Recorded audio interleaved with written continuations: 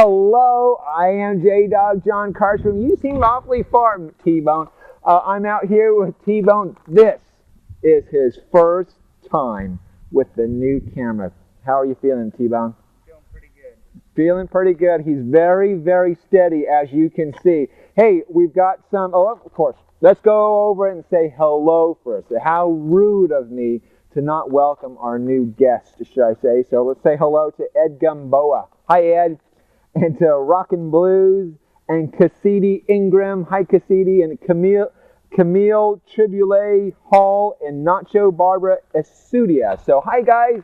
Welcome to the show. So, hey, we've got some hot weather, and I want to make sure that we're thinking about our plants. Just this morning, I said, gosh, did the chickens get water? Does the rabbit have water?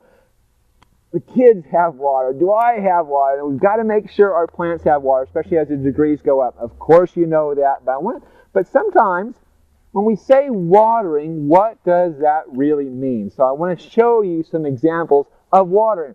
How amazing is that? So let's go over some basics, shall we? Now, first of all, I've got some heliotrope behind me. So I want to talk. Heliotrope, is a great bloomer, but it will burn if it gets too much sun and not enough water. Take a look at your container that you have your heliotrope in.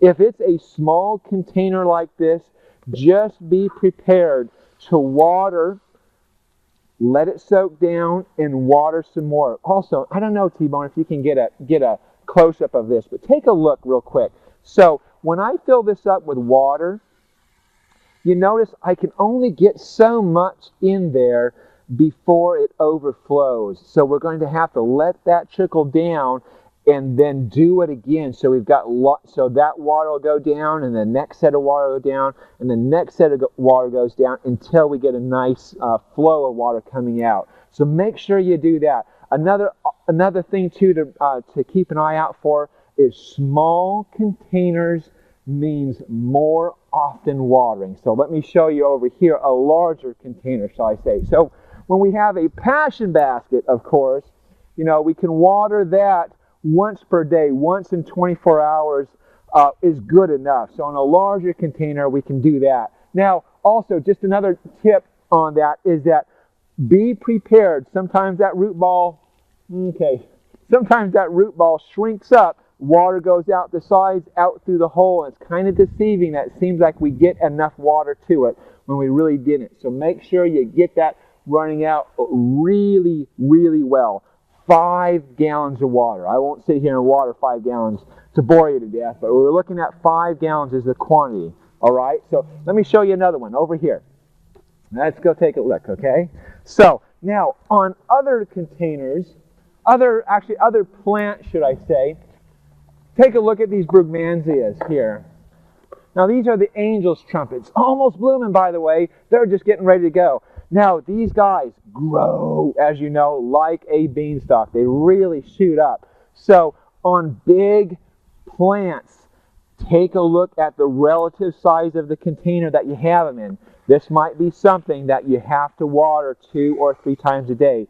Angel's trumpet with those big, bold leaves lose lots of water, so really keep that nice and moist throughout the high heat. So also another tip over here is that large trees, keep an eye out when you have bigger plant material and bigger pots.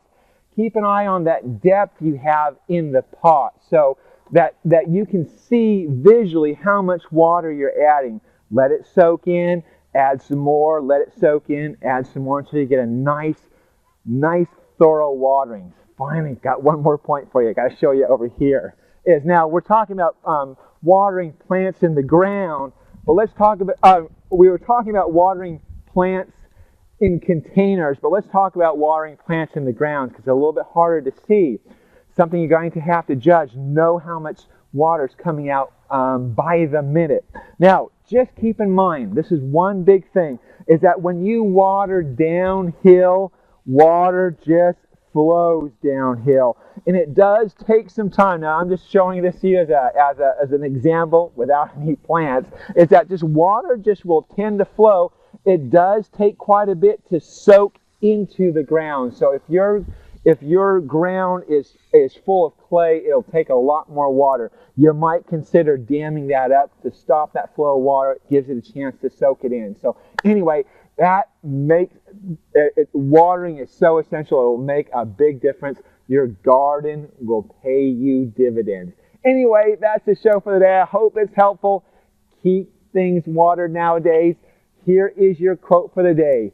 Doing what you love is the cornerstone of having abundance in your life. Thank you very much, Wayne Dyer. That's the show for the day. Always live your passion. You see me right out of the sunset of the color TV screen. I'm